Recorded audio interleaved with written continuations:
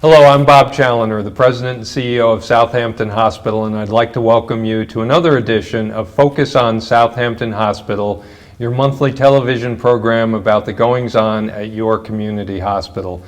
Today we have a program looking at orthopedic injuries, particularly of the shoulder and the arm, and I'd like to welcome Dr. Neema Pourtaheri, who is an orthopedic surgeon who's been a member of our staff for a little over a year, and Dr. Pourtaheri is a specialist particularly in shoulder and elbow injuries. Welcome, Dr. Pourtaheri.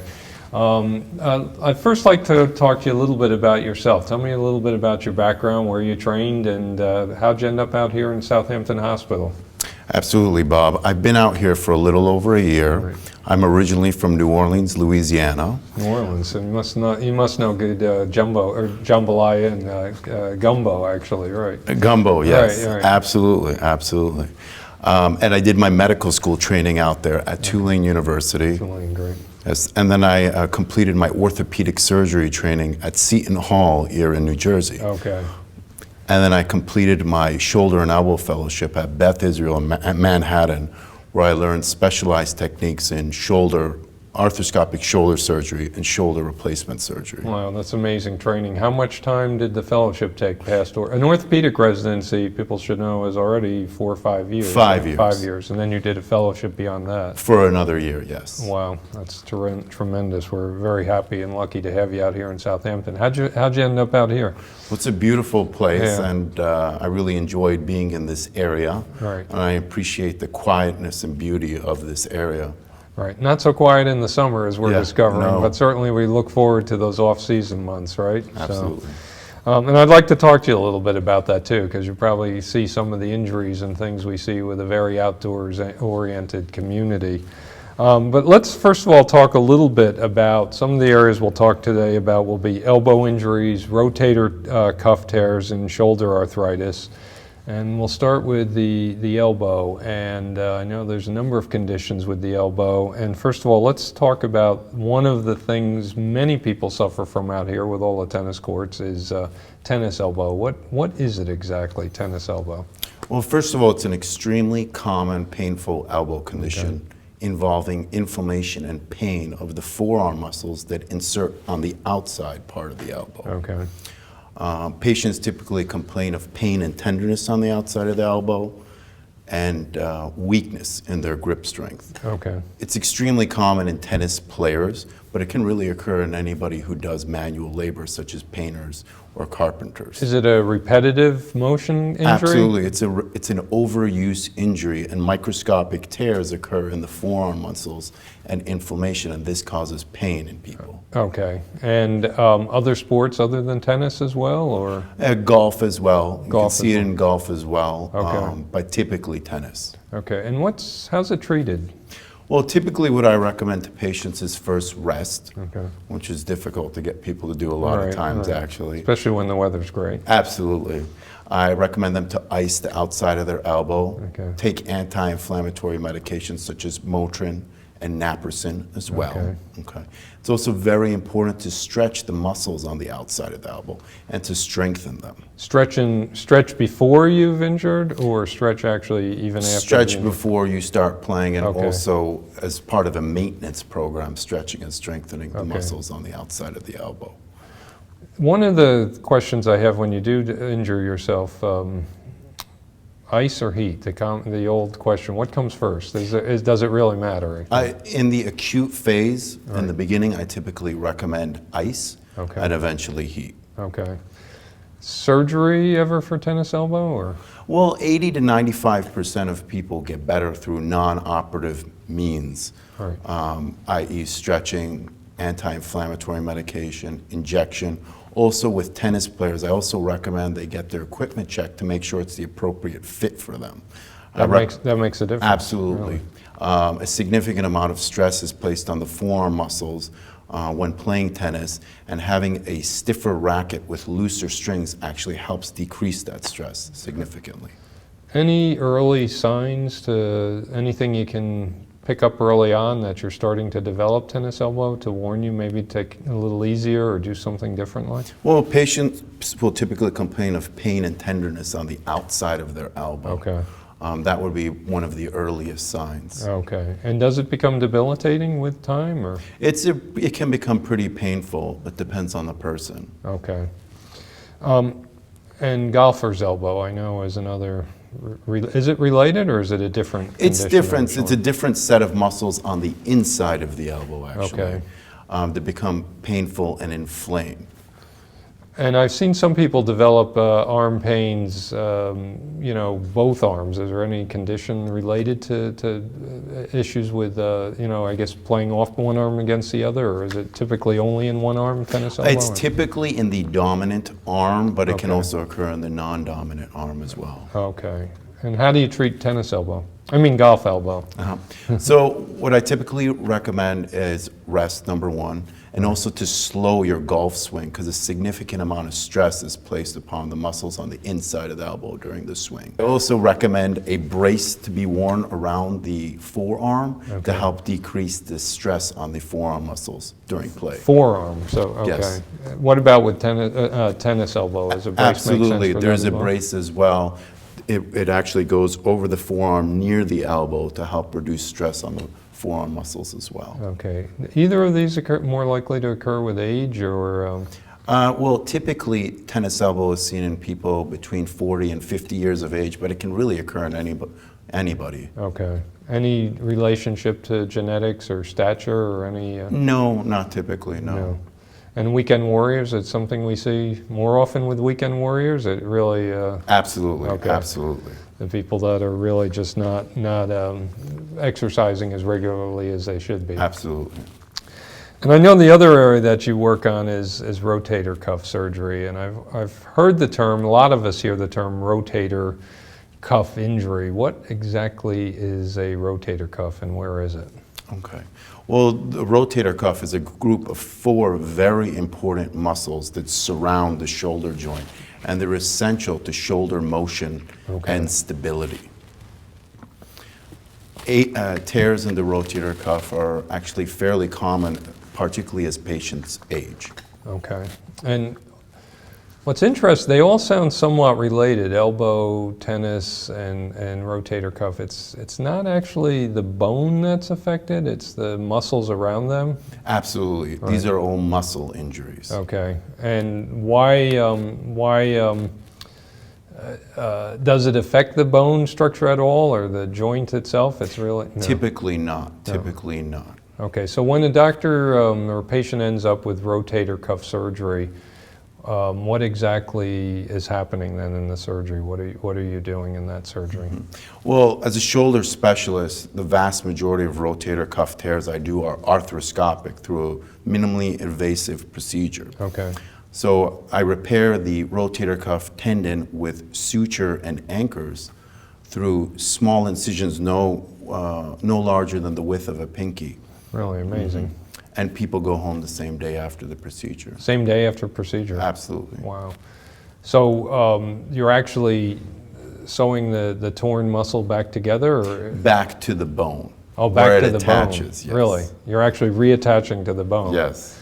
Sounds painful, but I guess so. It's with the minimally invasive procedure, it really minimizes, I guess, the trauma from the surgery. Then is it a procedure? What treatments typically would somebody go through prior to rotator cuff surgery? Well, the main non-operative treatment for a rotator cuff tear really is therapy. Okay. Designed to strengthen the muscles in the shoulder to compensate for the tear. Okay. And actually 50 to 75% of people can improve with therapy who have a symptomatic rotator cuff tear. Really, that many? What kinds of treatment do they undertake, or what sort of exercise? Typically with bands and designed to strengthen the remaining rotator cuff muscles in the shoulder. And that compensates for the weakened one, or? Absolutely. What's a cause for rotator cuff injury? Well, it's a fairly common, particularly as people age. The vast majority of older people do actually have rotator cuff tears, but it doesn't bother them. Really? What would cause it, a rotator cuff tear? Well, in young patients, if they get a rotator cuff, it's typically from some acute trauma falling onto their shoulder, Okay. and they have an acute pain in their shoulder and difficulty in lifting their arm above their head. Okay. Those patients, I typically recommend surgery early on because the tear will only increase in size with time. Okay, and it's hard to reverse the tear, I guess, once they're Yeah, young and and as the vigorous. tear gets larger, it becomes more difficult to repair down the line. Interesting. For an older person, falls also is a common cause for it? It can be, but oftentimes it's been there for years and suddenly starts to bother patients as it grows. Any particular exercises or activities that are more likely to trigger rotator cuff injury? Well, tennis can definitely cause rotator cuff tears and exacerbate them. Any sort of overhead motion, any Okay. sport that involves overhead motion, baseball, can put stress on the rotator cuff tendons. I've heard we have a lot of horse riders here and bicyclists, and I seem to hear linkage with rotator cuff. Is that from falling off of them primarily? Is that Probably what's from happening? falling, probably Okay, from all right. falling, Not anything unfortunately. inherent in the motion of bicycling No, or anything? no. Okay, so that's good to know. As long as I don't fall off, I'm probably gonna, my shoulders will be all right. Let's talk a little bit also about when would somebody know they're really ready to come in? When would you recommend in any of these injuries, whether it's tennis elbow or golfer's elbow or even rotator, when is it time to go see a doctor? Okay, all right. Well, with tennis elbow, I recommend you see a doctor if you've tried stretching exercise, if you've tried strengthening exercise of the muscles in the forearm, you've tried resting as well. All right. I would definitely see a doctor because you may be a candidate for surgery. Okay. And when you talk about resting, how long? I mean, I some typically- people think that maybe, well, I'll take a couple days off. Is that enough? I typically recommend several weeks, which is really tough to get patients to do. Oh, sure. Everybody thinks they're going to lose their edge in their golf game or their tennis game if they take a couple weeks. So a couple weeks. And resting is literally that, just not using the arm for the sport? Or? To avoid performing the sport, if it's tennis, Okay. if it's golf, the sport that's aggravating the tendon. Okay. Wearing a sling help at all? No, I typically don't recommend that. No. Okay. So really just take some time off and ice it and see if it goes away. Absolutely. What's the reoccurrence rate like typically after people rest? Is it usually It can become a persistent problem in some patients, but the vast majority, as I mentioned, 80% get better and it doesn't become a problem anymore. okay, very good. Let's talk a little bit then. The other thing we worry about is, as we're certainly getting older, is arthritis in the joints, and shoulder arthritis I know is one of your areas of concern. And tell me a little bit. We all hear the term arthritis. Most of them or most of us will talk as we get older, oh, I'm getting a little arthritis. What exactly is arthritis? Well, typically, when people refer to shoulder arthritis, they're talking about arthritis of the major joint in the shoulder, the ball and socket joint. Okay.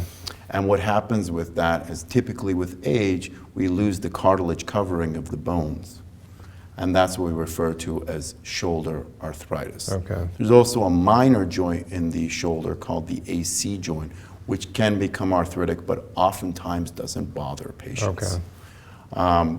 Patients who have rheumatoid arthritis as well, which is a systemic autoimmune disease, can cause cartilage destruction in the shoulder as well. That's a different type of arthritis as well. And when people lose the cartilage, what happens? Why does that become a problem?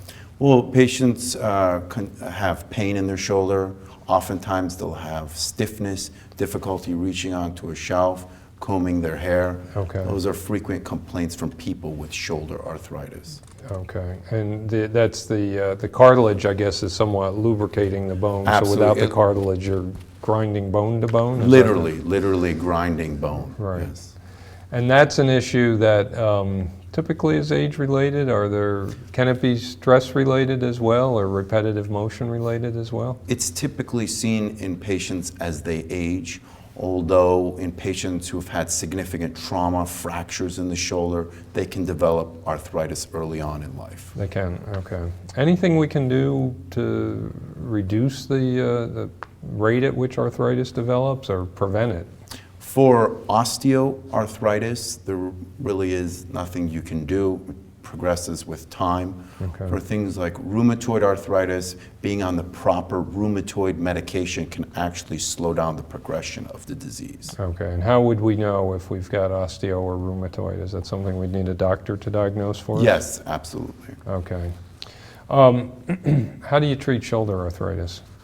Well, the non-op means that I use in the office, first I put patients on an anti-inflammatory medication, Okay. like Aleve or Motrin. Okay. Also, frequently patients have shoulder stiffness, and I send them to a therapist to stretch out their shoulder. Okay. Lastly, if they're having a lot of pain, I inject their shoulder as well to help with the inflammation associated with the arthritis. And what are the injections? These are cortisone injections? Yes, that you- these are cortisone injections in the shoulder. How does that work? What's the reason for doing an injection? It helps with the inflammation that's seen in the arthritis and helps treat the pain. Oh, okay. So just the tissues reduces the swelling of the tissues around where Yes. Okay. The how would you know that you've had a rotator cuff versus an arthritic injury?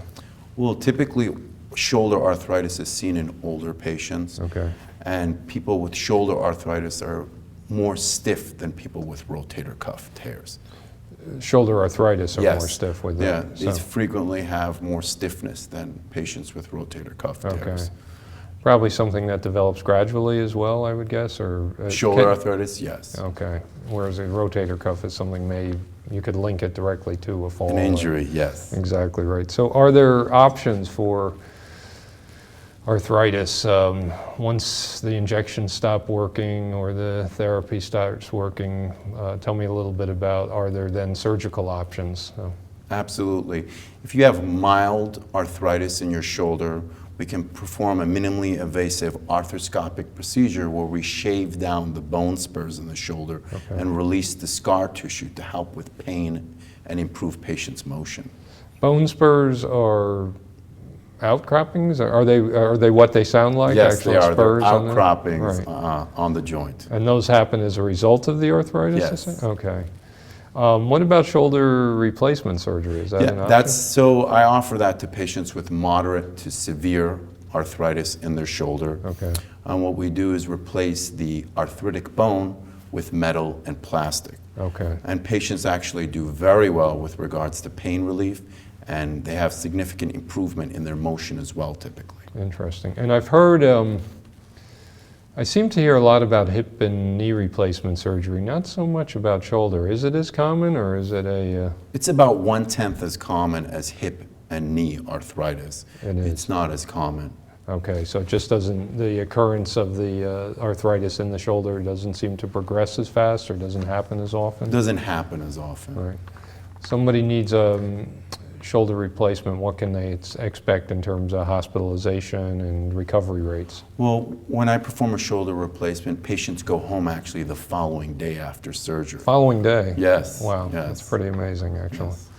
And then then what? Are they, how long before they've really, do they go through a course of therapy, and how long does that typically happen? Well, it depends on the type of shoulder replacement you do on patients, but typically they will need to go to a therapist afterwards. Okay. Yes.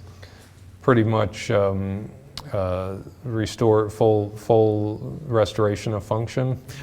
They will be they will have significantly improved range of motion. Once they've had that surgery. Absolutely. Shoulder injuries more common in men or women?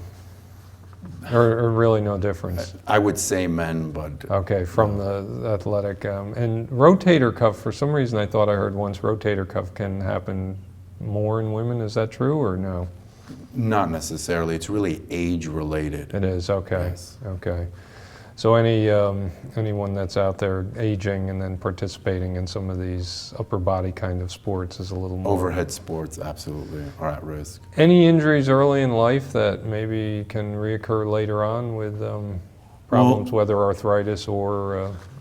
With shoulder fractures, patients are predisposed to developing arthritis in their shoulder down the line. And that can occur years down the line. It can. Yes. Some of the sports that, and this is a very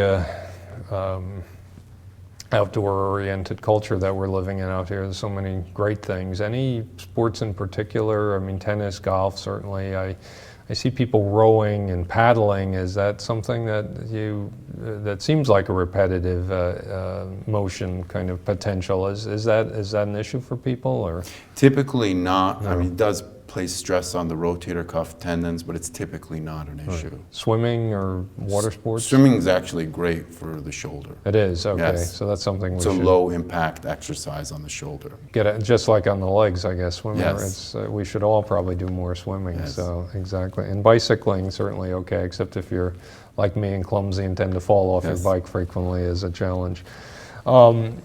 Where are you seeing certainly the injuries in our emergency room? I know you're covering, and do you have any recommendations certainly about safety and orthopedic health generally for people in the summers out here in the Hamptons? Well, typically in the emergency room, I'm seeing people after falls. Okay. That's typically when they injure themselves. Oftentimes riding a bike. All right. I see some minor car accidents as well.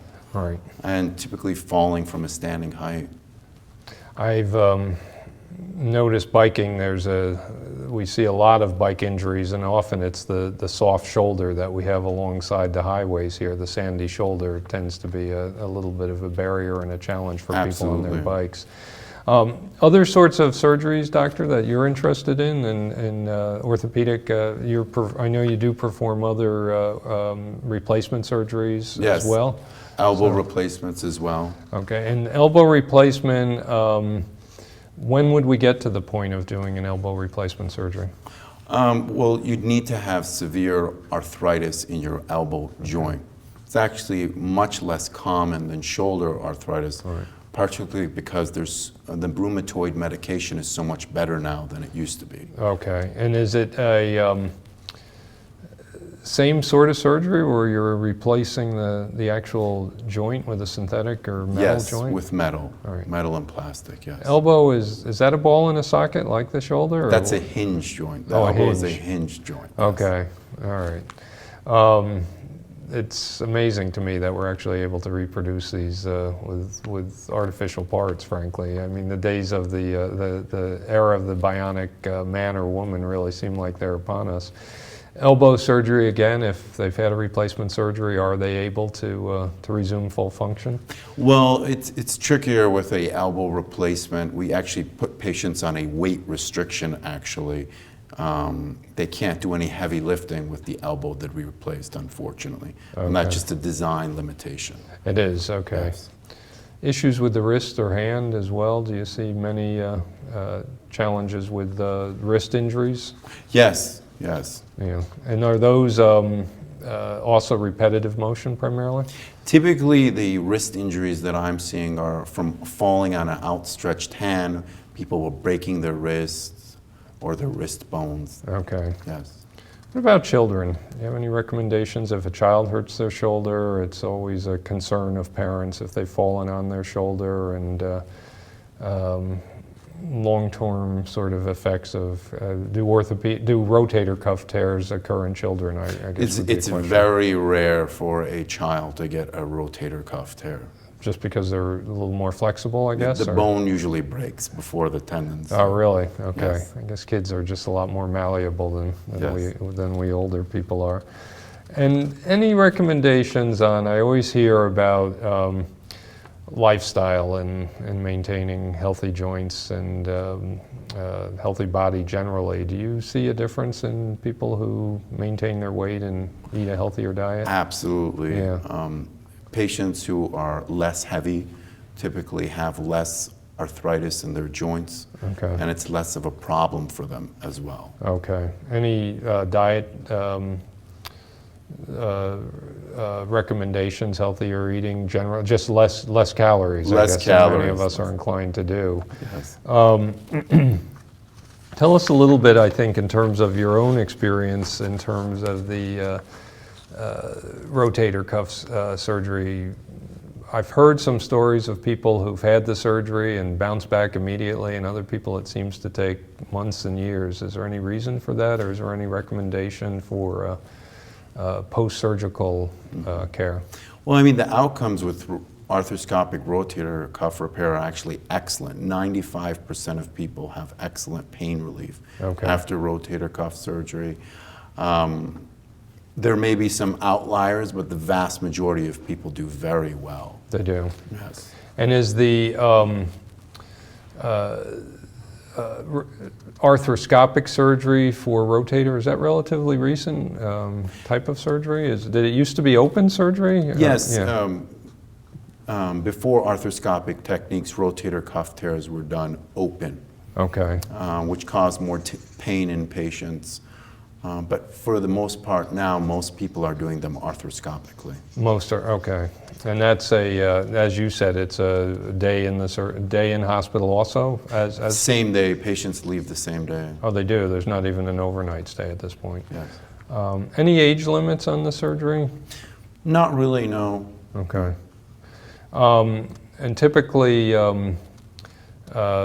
therapy lasts months afterwards? 3 months. I send patients for 3 months to therapy before I operate on them. Inpatient, or in a hospital or in an outpatient facility? Outpatient, typically. Outpatient, okay. And oftentimes I teach the patients how to do the exercises in the office as well. How compliant are patients typically? Is that a challenge, getting people to do the... Everyone's different. Okay, yeah.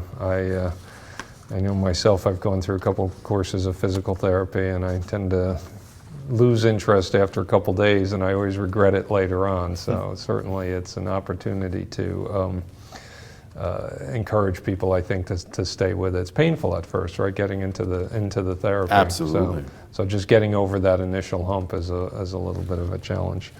Well, I think that's all the time we have today. Yeah. Well, thank you very much for your time. We're thrilled to have you here. And I'd like to thank all of you for watching this afternoon. I'd like to thank our friends at CTV in Southampton for producing this show.